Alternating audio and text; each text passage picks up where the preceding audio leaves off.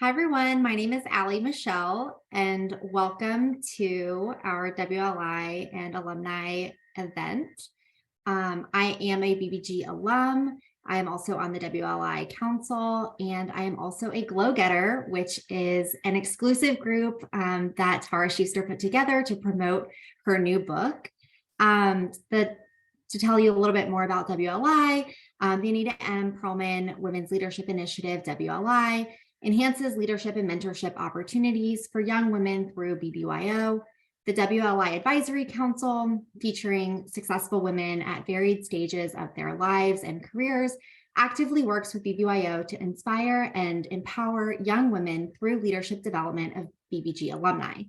We focus our efforts on developing year-round alumni programming, provide guidance and support to current and past BBGs, and amplify women's programming at IC annually. We are excited to share programs and events throughout the year that speak with the BBG audience and are thrilled to welcome back our friend Tara Schuster for tonight's program. Thank you. Thank you for having me. Of course. So a little bit about Tara, and she'll go into this a little bit more, but Tara is the author of By Yourself, The Effing Lilies, a finalist for Goodreads Best Nonfiction Book of 2020, and selected by Cosmopolitan, Real Simple, Goop, Publishers Weekly, and many more of the year's best books on mental health and self-care, as well as her newest book, Glow in the Effing Dark, published at the end of February. And I had the privilege of reading it before it came out, and it is wonderful if you have not picked it up yet. Previously, Schuster served as the Vice President of Talent and Development at Comedy Central, where she was the executive in charge of such critically acclaimed shows as the Emmy and Peabody award-winning Key and Peele. She's also a contributor to InStyle, The New Yorker, and Forbes, among others, and she lives in Los Angeles. After her presentation, she would look forward to taking any questions from you all. So please submit your questions. We have a staff under questions for Tara on your screen, so you can direct message them, and they will make sure that the questions get to me so we can ask them to Tara. So Tara, take it away. Thank you. Thank you, Allie, for the warm introduction. And thank you to BBYO, who I feel like I wish I had BBYO when I was growing up. I feel like a lot of the issues I'm going to talk about would have been greatly helped by being a part of BBYO. But I've been lucky enough to work with your organization enough times that I feel a little affiliated. So thank you for having me. And so tonight, what I'm going to talk about is self-care and reflection through a Jewish lens and figuring out how we bring out our inner glow. That is our most essential self. And so I guess I want to first start with Allie's introduction to me. That should not be my life. I should not have been VP at Comedy Central. I should not have overcome the things I did overcome. And I want to start there, which is I grew up neglected, psychologically abused in a household where things came to die. And I really mean that. I mean, all the plants died, the pets died. It was somewhat of a miracle that my sister and I got out alive. And it wasn't because my parents were evil. It was not because they're bad people. It was because they had unhealed trauma themselves and did not know how to take care of children and completely could not learn how to take care of children. And so my childhood was just sort of this mess wreck disaster. And by the time that I was 5, I kind of knew it. I kind of like knew, I need to protect myself. I need to take care of myself because no one else is. But I yearned for someone, some adult to swoop in and rescue me or help me. But no one ever came. You know, teachers, I presented as very well-to-do. My mom was a doctor. My dad was a lawyer. We lived in the right neighborhood and nobody was seeing the inside of the house. So no one at school really thought to check in on me or see how I was doing. And so the only thing that I thought might help me would be to get to know this guy that I had just learned about in my Jewish kindergarten named God. And he very much was a he because it was the ancient year of 1990. If we remember back, it was definitely an old man in the sky vibe. And what I learned was that he was there to be a presence who looked out for, protected all of us, and really the most important, gave us all unconditional love, because that was the thing that was most lacking. And so finding out this magical concept, it was the most reassuring thing I had ever heard and sounded exactly what I wanted. So I would spend my afternoons after school trying to get him to see me. And what I would do is, I had on my dirty uniform, often a rat's nest of hair, because apparently my hygiene wasn't that important. So I would go to the red brick patio right outside the kitchen of our house, and I would grab this pipe that for some reason was living in a bed of begonias. I can truly remember this like it was yesterday. And there was a jacaranda tree right there. And I would just beat the jacaranda tree, screaming is anybody there? Is there a God? I so desperately wanted to connect with him. And unfortunately for me, no one ever showed up. No sign ever came. But I really, really wanted it. So this yearning for God, or for a presence that was compassionately with you, that saw you, bore witness to your life, that's been with me from the jump. And I think one of the reasons I wanted that compassion was because I had no compassion for myself. After a lifetime of being minimally parented, I didn't know how to healthfully take care of myself. I didn't even know it was a thing. I did not know that taking care of yourself was an important part of being an adult. One thing I did that was really helpful was to escape my family. I did everything in my power, all the APs, all the extracurriculars, to get myself to an Ivy League college. And from that Ivy League college, it was the furthest geographic place you could go from my house. I moved to New York and got my first job with the Daily Show with Jon Stewart, which I just want to give you a sidebar. Jon Stewart is a really good guy. If you're looking for one good guy left in Hollywood, I promise you it's Jon Stewart, and I don't think anything bad is ever going to happen there. I mean, now that I said that, I feel like something definitely is going to happen. So on the surface, just like my parents, it looked like I had it all together. My Ivy League degree, I'm working at this really cool show. But what my friends didn't know, what my colleagues didn't know, was that inside I was utterly imploding. I was an anxious, depressed mess who self-medicated with weed and booze and boys and a bunch of stuff not suited for our lovely evening discussion. I was just to paint a picture, I don't know if you've ever seen in Manhattan, been on the subway next to a girl who is just openly weeping. That was me. Or you've seen on a stoop in the West Village, a girl kind of humped over with bags all around her, looking like she's having a miserable day. That was me as well. And I didn't want to deal with it. I absolutely did not want to deal with it. Especially, I don't even think I knew to deal with it, because all that was running in my mind was a diss track that said, you're unlovable, no one cares about you, you're too old to succeed. I was 25 and I was pretty sure I would never succeed at anything. You're unlovable, you're not enough. I mean, that was all I could hear. I know we all have some amount of inner critic, or what I call the frenemy within, but I didn't have anything else. It was just self-criticism. And I might have continued on this road of finding external validation, through my Ivy League school, or through a cool job at Comedy Central. Maybe I was really good at work, but I was bad at life. And I might have just kept this up had I not, on my 25th birthday, drunk dialed my therapist and threatened to hurt myself.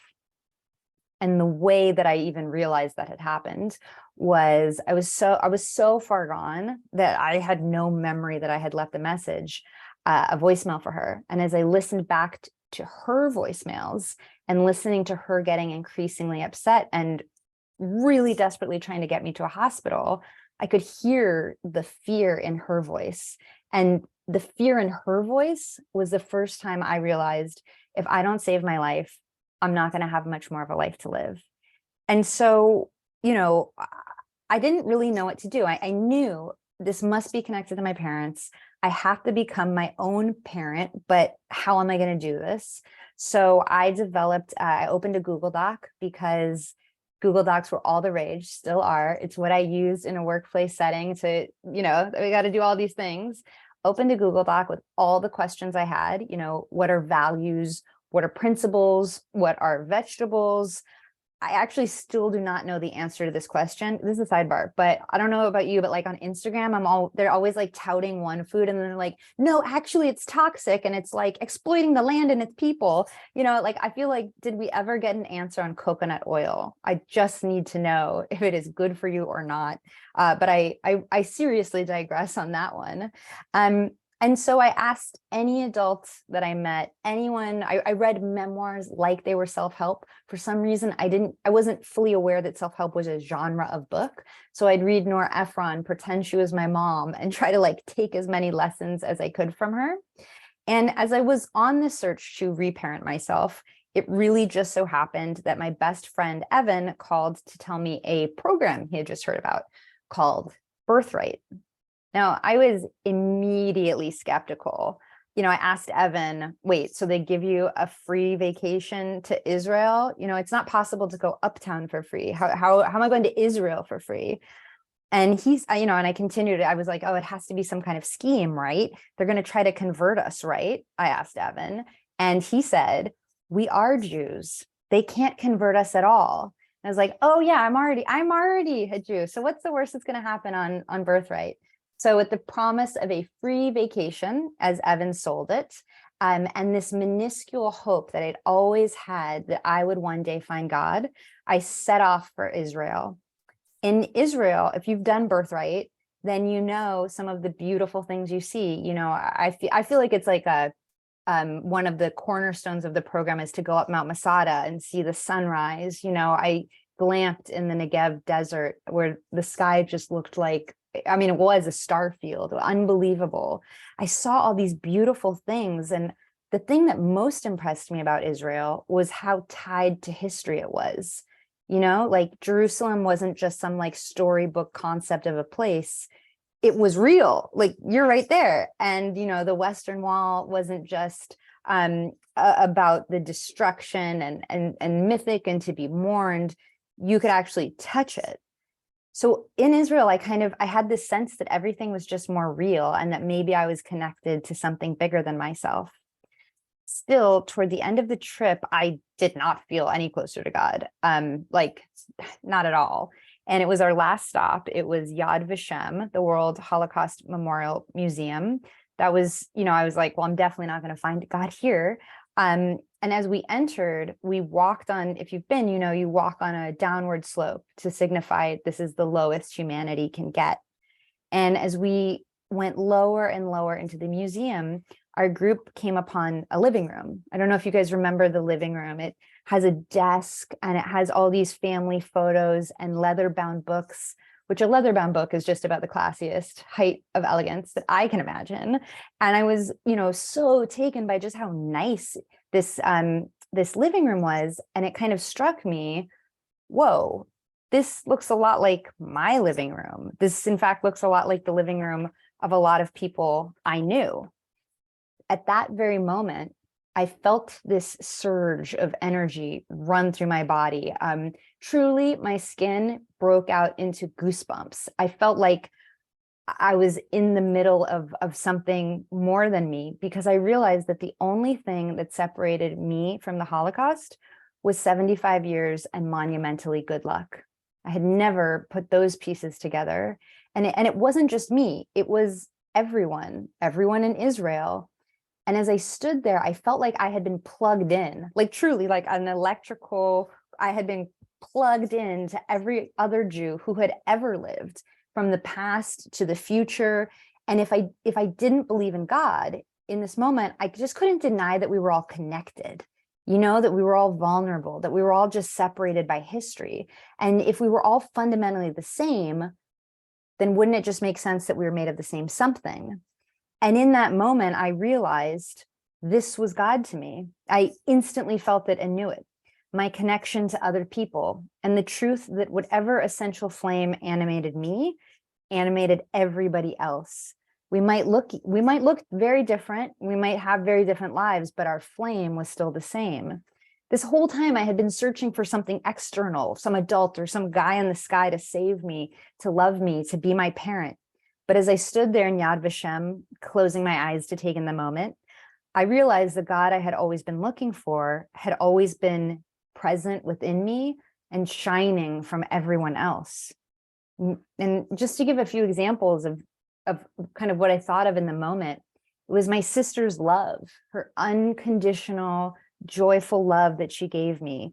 It was the soul connection I felt to my best friend, who was always my rock. It was laughter. Like, how cool is laughter? It's so crazy we can do it. All of these things that I really loved, including when someone helps, a young woman who is crying on their stoop, that little act of kindness, that was God to me. And I have to tell you, so using the word God makes me super duper uncomfortable. In fact, it makes me wildly uncomfortable to talk about this at all, because I came to Judaism in my mid-20s. I really don't know that much other than what I've studied in relation to self-care. So we can use totally other words. You could Adonai, the divine universe, or Lady God, which is what my dear friend Sarah uses, because let's face it, if God is anything, it's definitely a woman. And I want to give a shout out to Saint Ariana Grande, because she knew what was up. She knew, and she spoke truth to power. So I realized that this lady God, it wasn't going to give me everything I ever wanted. It wasn't like a make a wish and you're going to get a house and a boyfriend and XYZ. No, it was just the knowledge that it was always present with me, that Lady God was present in all of us. And so that connection would always be present for me. And the compassion I had been looking for really was alive. It just wasn't going to come from some like crazy divine bolt of energy from the sky. In fact, it was much easier to access. It was us. It was our connection. And the more I've come to study this, and really my first book is all about self-care and rituals for your self-care, the more I've realized that one way to look at self-care, because a lot of people get hung up and they think it's selfish to do self-care. Isn't it like narcissistic? What I've realized is we all have a spark, right? A spark came from something. And isn't it our duty to take care of that spark, this thing we've been gifted? So, I want to get clear on what I mean when I say self-care. When I say self-care, what I mean is taking an honest accounting of your emotional wounds and giving yourself the nurturing you need. I don't mean an amazing trip to Hawaii, but if you want to take me, I am available to go with you to Hawaii. Just let me know after this talk. And I think what's really important about that is it's not like what your kids need. It's not what your partner needs. It's what you need. What is the healing solution for you? And where I've really noticed that it's come up is within our faith. Every morning when we wake up, I have learned that we're supposed to say Moda Ane, right? We're supposed to thank God, for Lady God, for giving us our souls back another day. That's the very first thing we're supposed to do. And I want to point out that it's not a collective gratitude, right? It's a very singular thank you for this divine spark that I got, me, individually me. And it just makes sense to me that we should show gratitude for our life, that if we've been given this thing, we should really take care of it. And there's so many other examples. Hillel the Elder, one of the best known sages of the Talmud, he of course said, if I'm not for myself, who will be for me? I actually learned that through BBYO. One of the staff members, Rebecca, actually pulled that out to me. And I was like, wow, I feel like Hillel is talking directly to me and to this time period where mental health, we're in a mental health crisis across the board, that Hillel the Elder actually had the wisdom way back when to remind us that if you are not for yourself, there's just not going to be anyone else there.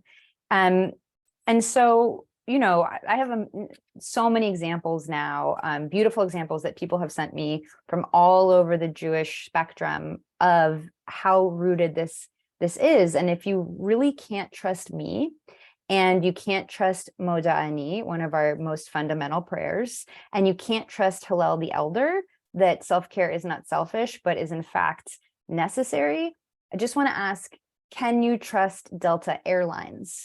Because like they have those the safety cards, right, in your seat back pocket. And when you look at the mother who's unrealistically calm and she's putting on the masks, right? Who does she put the mask on first? Herself, which always like struck me as so weird until I really understood self-care, because you can't help anyone. You can't experience real compassion for other until you have first felt compassion for yourself. You can't breathe if you are so buried behind everyone else's needs. So I've really come to understand that not only is self-care a huge part of our Jewish tradition, but it also just makes sense that it is more of an act for your community, actually, than it is just for you. And I know that kind of sounds like I contradicted myself, but I'll show you why I have not. One of the things I've noticed the most, so now I have 2 books out, as was mentioned, and I speak all over the place. And this is sort of my area of study now. And the thing that I hear over and over and over again is that people reject themselves. They think they're not enough, that they're unlovable, fundamentally bad. I once put out a poll to Instagram just asking what's the most negative thing you think about yourself. And across the board, it was that I am not enough. And so if that is present within so many of us, and I call it our frenemy within, our critic voice, what do we do with that? Like, how do we overcome that? Should we overcome that? And in my first book, Buy Yourself the Effing Lilies, I would say you need to ninja combat that voice. Like, you need to take her down. She's sort of like Regina George and Mean Girls, like bring her down a peg. But now I've come to understand something completely different, which is we can't reject our way to self-acceptance. We can't heal our way to health. It's actually through accepting ourselves as we are that we gain self-compassion so that we can have compassion for others. And it just makes a lot of sense, but is very hard to achieve. I used to hate a word like self-compassion, because how do you get that? That just sounds like something written on the side of a yoga studio wall, along with some like inspirational quote that I find cheesy. So I actually have direct experience with this, which is I started studying a type of therapy called internal family systems, which if you've been listening to any of the wellness podcasts recently, it's blowing up, but it basically says you have many different parts within you. If you've ever heard yourself saying, well, I have a part of me that thinks X and another part of me that thinks Y, instead of saying, oh, well, those are actually just one voice, we acknowledge we just have many sides and many different ways that we present ourselves. And my biggest thing that I wanted to reject was my loneliness, because I had been alone so much of my early life. You've got my wonderful tree bashing example, but one of my first memories was of walking down the road looking for adults to take care of me, because I didn't have my parents around and there was no other adults. And I just remember cry sobbing walking on this black pavement and being embarrassed for myself, being embarrassed for young self, ugh, why was no one there to help me? Had I done something wrong? And it wasn't until I had done the work of accepting that part of me, accepting my loneliness, that I felt any relief. And how I did that was I realized my loneliness was there to help me. I felt so lonely that I was compelled to look for safety, to look for an adult. I could have burned down the house, could have played with matches. I could have wandered into the backyard with the pool that had no gating whatsoever around it. I could have done a million things to put myself in danger. And instead, my loneliness drove me to safety. And it's such a beautiful thing. What I've realized is my loneliness is probably the reason I write. It's definitely the reason I do speaking events. I really like connecting with people. It's what led me to look into my Jewish faith. You know, when I'm depressed, one of the first things I do is go to synagogue, because at least I'm in a community with some people who have some beliefs that are similar to mine. My loneliness has been this amazing force in my life, and it deserves to be loved as opposed to rejected. And the more and more I love this part of me, the more and more it releases me. And one really practical tool, if this interests you at all, is that what I say, it comes from the Vietnamese monk Thich Nhat Hanh, is I notice my loneliness and I take good care of my loneliness. So if I'm having like a day where I made a mistake, right? I made a mistake and I think I'm a failure. I notice that I feel like a failure and I take good care of the feeling that I am a failure.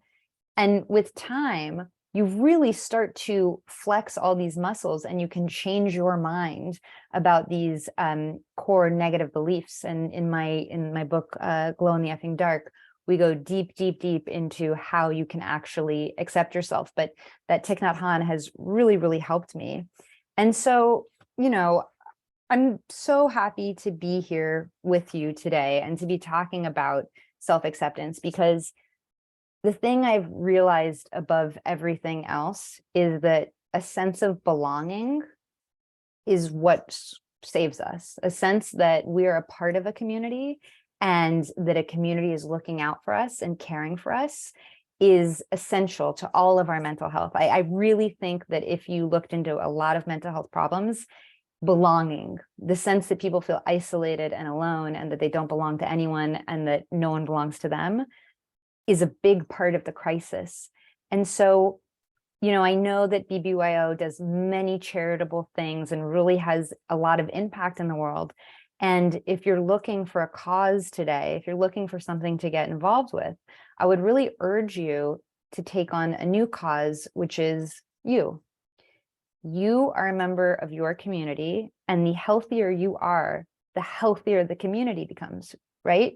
Because we all know that the people who are stressed out, burnt out, like they've put everyone ahead of themselves and they do not take care of themselves, they're not the highest functioning person in the community, right? They're like resentful and never giving anything 100% because they have to give everything 10%. So if you really want to make change in the world, I mean this with every ounce of my being, start with yourself, because you know you can change yourself. And, you know, it's not as if the trauma that you have, and many, like, trauma is the common denominator of life, right? It's been here the whole time. It's just been called different things, like in Buddhism, suffering, you know, it just has different names. If you really, really want to help all of us, then you will actually take action to help yourself, because it's not like your trauma disappears when you push it down. You might just be making the people you love the most deal with it for you. And so I really, really want to thank you for having me today. And I hope that I've given you just one shred of why self-care is so important and how it can't possibly be selfish if it helps the community, and how it really is deeply rooted in our faith. And so, yeah, that's what I wanted to talk about tonight. Thank you, Tara, so much. Every time I hear you speak, I'm just so inspired. I think your ending was a perfect segue into my first question. You mentioned we're in a mental health crisis. I think that comes after especially 3 years post-pandemic, like this week marks 3 years. And then we're like on this tip of a recession where people are getting laid off. And that's sort of how you start your book. Spoiler alert for those who haven't read it. But I think that goes into like these rituals and daily practices. So can you share some of those rituals or daily practices that you have found most helpful in practicing self-love or self-care, and how others can start this journey?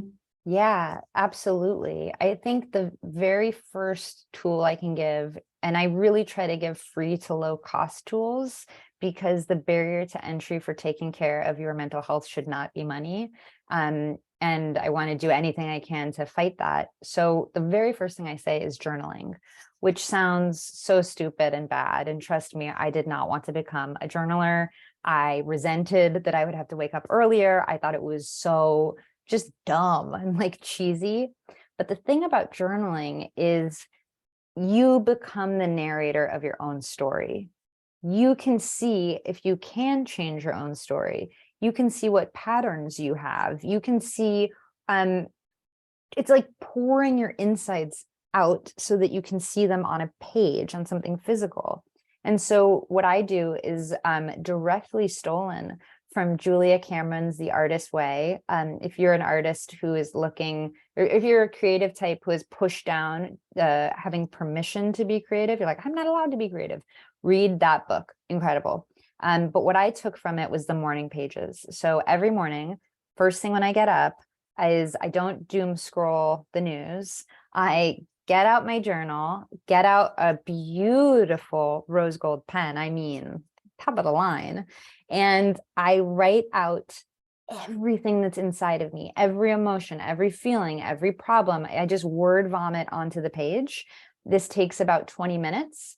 I've now read a bunch of science on this, and it's not just me who thinks journaling is great. Like this is studied, this is a known thing. And what is recommended is at least 20 minutes, 3 times a week, has enormous mental health benefits. So if you needed to do something tomorrow, I would say make it journaling. The second thing I would say is to add a gratitude practice to that journaling. I do 10 things I'm grateful for every day. Over the course of 10 years or whatever it's been, I've written down like 40,000 things I'm grateful for. That can't not change you, because it makes you acknowledge reality. Reality is not all the bad stuff that's happening to you, all the bad stuff in the world. Reality is adding in the beautiful moments with your friends, the stars at night, the sky. This in LA, we have this beautiful rain right now, although I am beginning to become sick of it. But it really, gratitude makes you see, oh, there's a much bigger picture here. It takes the phrase, I'm not enough, I don't have enough, and just flips it on its head. And you see like, wow, I really have a lot. So those would be my 2, just like quick, let's get into it. It's free. It's just the cost of the journal, tips that I would give. Yeah, I mean, that's really helpful. I'm really bad at this. I'm not great at journaling. I'm a writer, not a writer, but I work in PR and I do writing all day. So like I'm a perfectionist when it comes to writing. So I have a really hard time with it.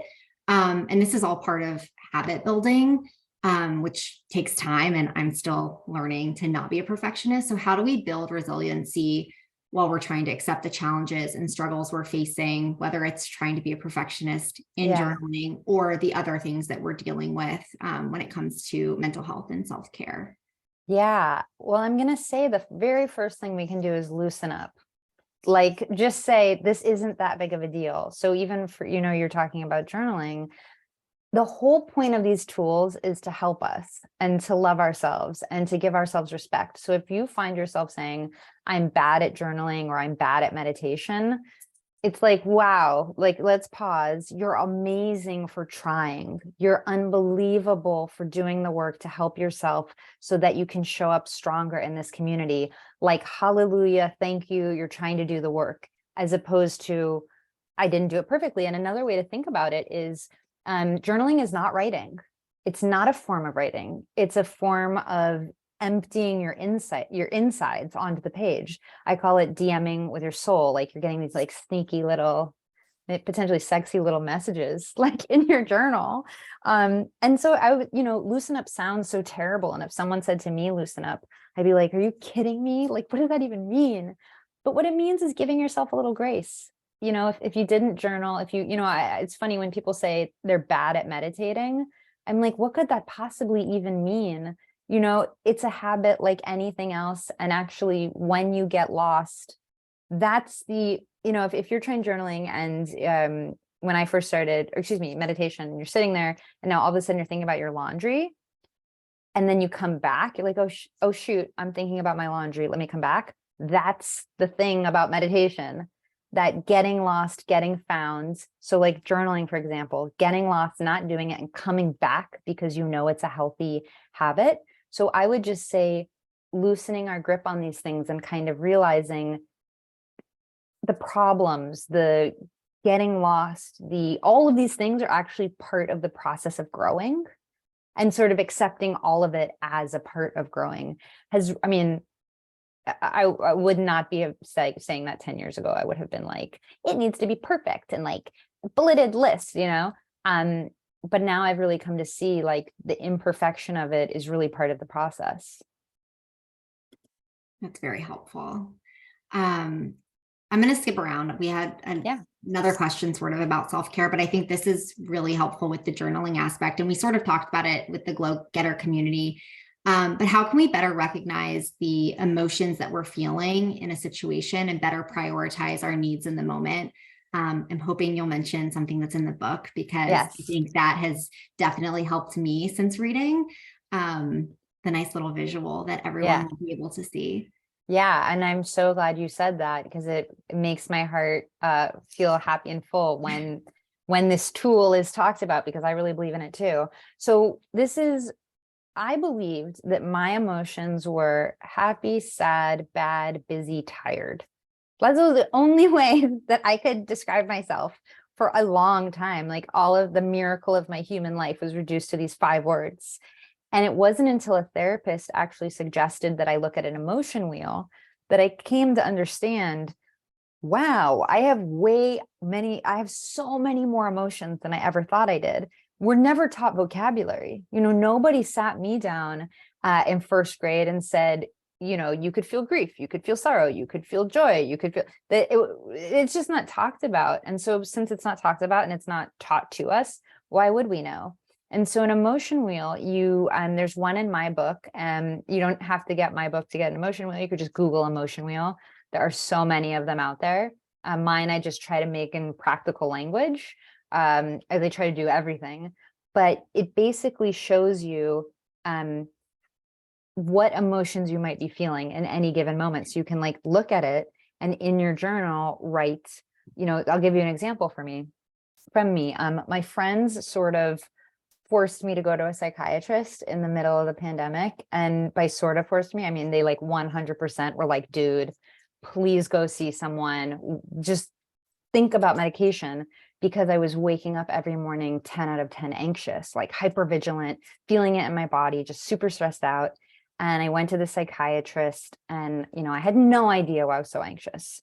I said, I've really healed a lot of my childhood wounds. Have my dream career. My boyfriend's being kind of annoying, but other than that, I have nothing to be anxious about. She said, well, tell me more about your boyfriend.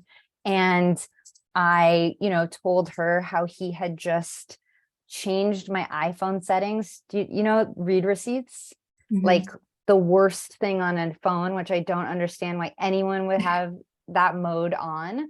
But he had gone into my phone and changed it so that he would know the exact moment that I had read one of his texts. And he did odd things, like he proclaimed himself to be a multimillionaire and the son of a magnate.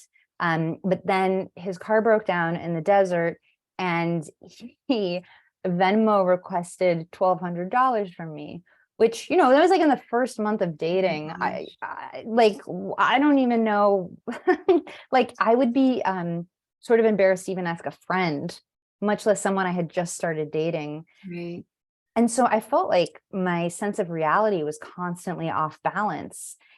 And as I said all this to my psychiatrist, she said, I don't think you're anxious.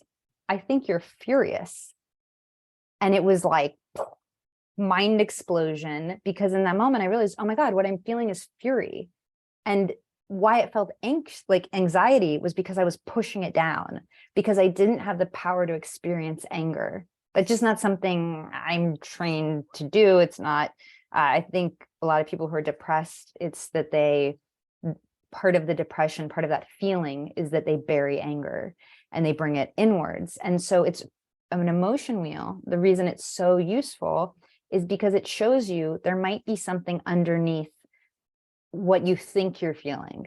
And if you know what you actually are feeling, so in my case, fury, I can do something about it. I can break up with him, write him this insane burn letter that I hope never sees the light of day, and then put it in my book. Like I can do something about it. But what am I going to do with a general wash of anxiety? And I'll even take it a step further to say that I think women in particular, many have been branded with the scarlet letter A for anxiety, because it's so much easier to dismiss someone. Well, she's just anxious. She's just, she's being a little hysterical about it. It is way easier to discount someone's opinion if you say that, as opposed to this person has real reason to be furious, angry, offended. There are real reasons, not just a wash of anxiety. So it's been really helpful for me to just ask myself every day, how do I feel? And an emotion wheel is like a shortcut to understanding how we feel. Yeah, I'm really excited for everyone to get their books and be able to see the emotion wheel, because I think it's really helpful for especially what everyone's going through today. In your speech and in your book, you reference Lady God. Can you share a little bit about your day-to-day relationship with Lady God and how that relationship factors into your self-care on an ongoing basis?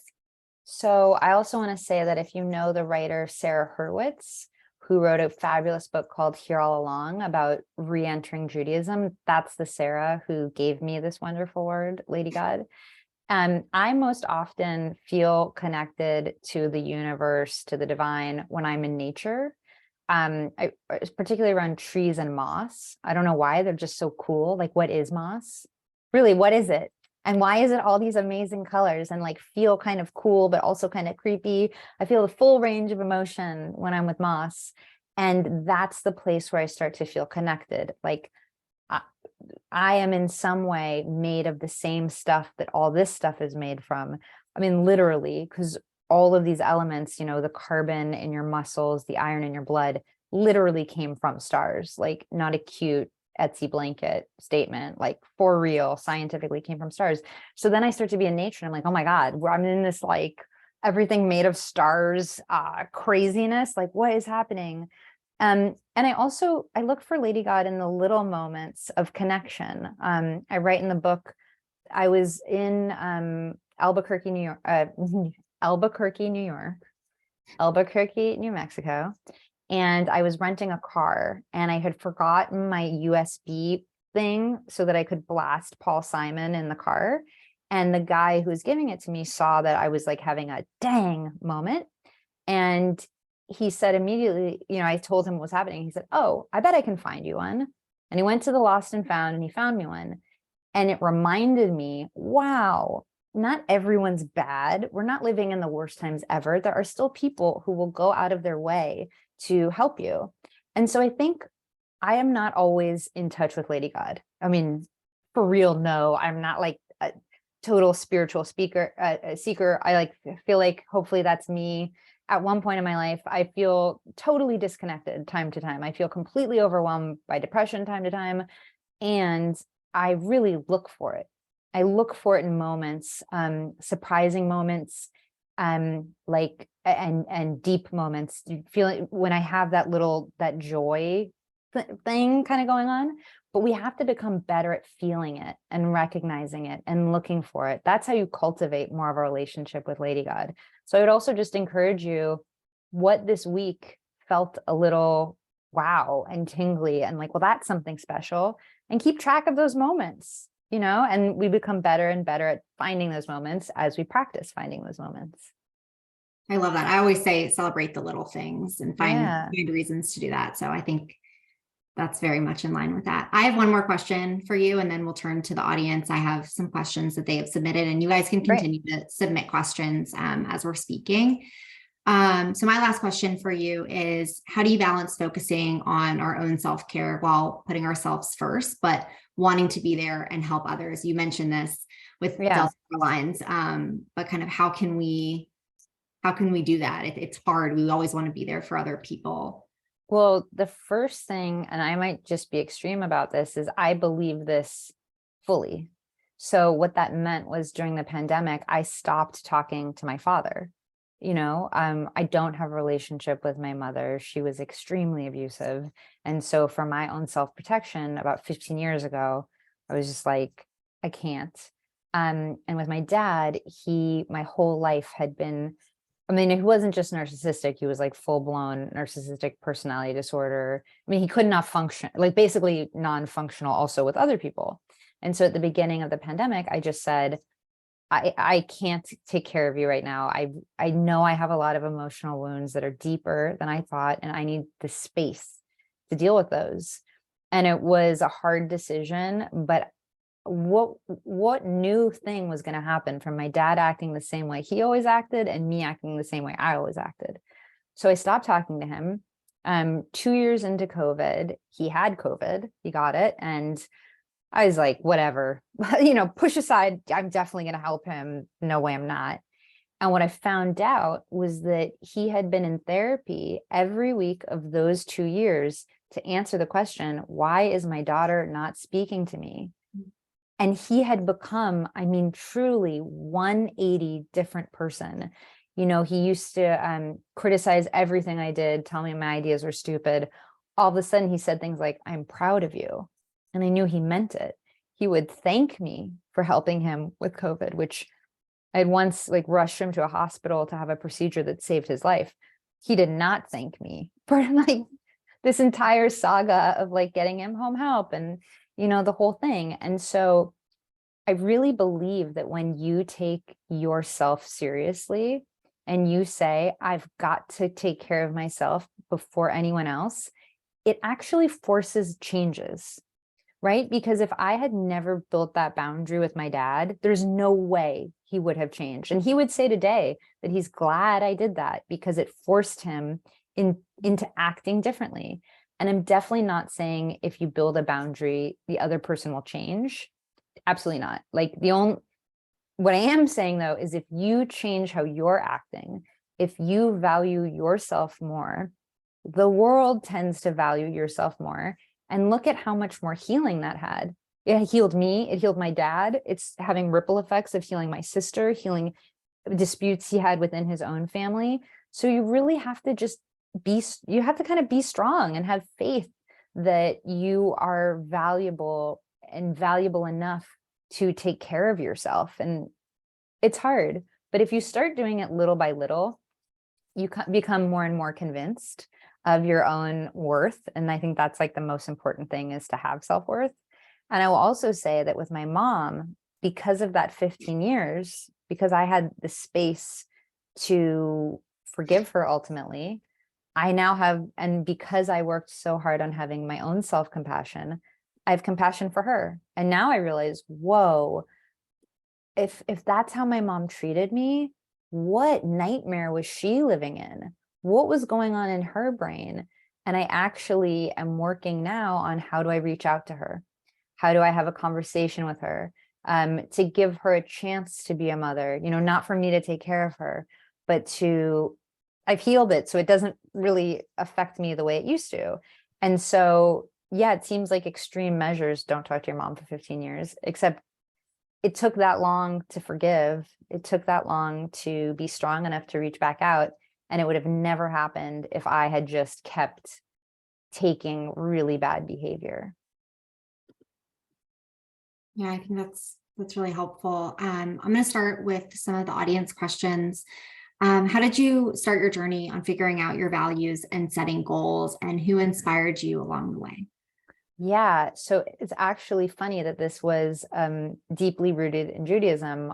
My synagogue in LA is called Ikar. And we have just the most amazing head rabbi, Sharon Brous, who's just like, she's banging on stuff, challenging us to be better people and to help the world more. And in her, I think it was Yom Kippur of like, I guess it would be 5 years ago now, something like 5 years. She asked us a question, who even are you? I was like, I don't know, Rabbi Brous. This seems like very extreme and like a tad bit mean. Can we soften up a little? And afterwards, as I walked back home, I really asked, who even am I? What are my principles? What are my values? I had no idea. So I just Googled what are principles, what are values, just to find like a restaurant menu of what it could be. And so on a door in my home office, I just built a map of myself. Like, these are my principles. These are the things I live by. These are the things that I'm reaching towards. And at the very top, I put, here's what I want said about me after I leave this earth. Oddly, a lot of it had to do with what people thought of my clothing. So it wasn't like totally, I like wanted to be known as chic. So it wasn't totally like this total spiritual endeavor, but it was that. It was, I didn't know what a principle was. So I just Googled it. And goals, I start really, really small. So for example, a goal when I started all this and was trying to do these morning pages was just do them every day this week.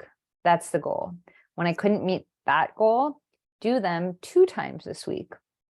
And I really say, like, it's like how I advise people if they want to start running, which has been really good for my anxiety, is pick the smallest possible goal that will make you a tiny bit proud and build on that. Because what is really devastating is if you say, well, I want to run, so I'm going to sign up for this marathon, even though I've never consistently run for 20 minutes before. And then when you don't hit marathon level, you feel bad about yourself. But if you just choose run to the stop sign, like something you really can't accomplish, you start to build pride in yourself. And so that pride built over time really calcifies, like it's really within you. So I would say, whatever you're thinking about, just choose the smallest possible goal of that goal. Like if it's write a book, then it's set aside 15 minutes, finish 1 essay, finish the idea for 1 essay. Like I never look at it as, oh, I need to write a book. I'm like essay by essay. Because I'm not a big picture person. It scares me. And then I don't do anything, so just break it down. That's really helpful. The next question from the audience is how can I create a sense of belonging for other young women who I work with? I would start with, do you feel like you belong? And do you have a community where you feel like you belong? That would be the first thing would be to cultivate your own sense of connection. And then the next thing I would say is, it depends, like if it's at a workplace, it depends like who they are. But I would think that it would be part of being open with them. Like, because if you yourself are looking for more connection and belonging and feel some of it, being open with them about, I'd really love all of us to get together once a week to talk about our ideas or, whatever. I feel a little lost myself. Like, be as vulnerable as you can be about the reasons behind this. And I would imagine that is the most attractive thing, is when we're not lying, when we actually reveal ourselves. And that's when people authentically connect to us. And if they don't want to be a part of it, you also can't force it. Again, like, you are the change maker of your own life. Nobody else can change you. But if you offer that, the truth about you, they might be able to offer you back the truth about them. So I know we have now 4 minutes left, and I have 2 questions Great. left from the audience. So the second to last one is, how do you deal with imposter syndrome? I know you've talked about this plenty. We've talked about it. It's in your book. A few things, and I'll make it quick. There is an entire chapter about it in my book called "In My Next Lifetime, May I Be the Dude Who's Never Heard of Imposter Syndrome," which is, I was speaking at a conference with Jamila Jamil, who's just an incredible person, incredible actress, but also incredible activist. And the interviewer asked her, what's imposter syndrome? I've heard of it, but what is it? Like, every woman in the room was silence, was like, are you kidding me? Like, I currently feel imposter syndrome. Because you are a guy, you feel none of this, and I'm sure actually that men do feel imposter syndrome. I just think it comes out in different ways and different feelings. But there are a few things that I can just quickly say. One is to ask yourself, am I feeling imposter syndrome, or does this place suck? is this place toxic and people are passed over for promotions, or are, if it's like in a family situation, are totally criticized for every choice they make. That's not in your head. That's like what's happening. So the first thing is to get really clear, is this imposter syndrome? I think the second thing is I have unshakable, untakeawayable sources of self-esteem. When I did that chart of myself, I chose where I get my self-esteem. And it's from moving my human body, not losing weight, but just moving my human body once a day, writing, not writing a best-selling book, but just did I show up to do the thing I wanted to do, and being a reasonably kind person, because I can't aspire for like totally kind. I don't think I'm going to do it. So I don't want to discourage myself. So just, was I reasonably kind? And it doesn't matter if I'm invited to be your bridesmaid or win friend of the year. It has nothing to do with external factors.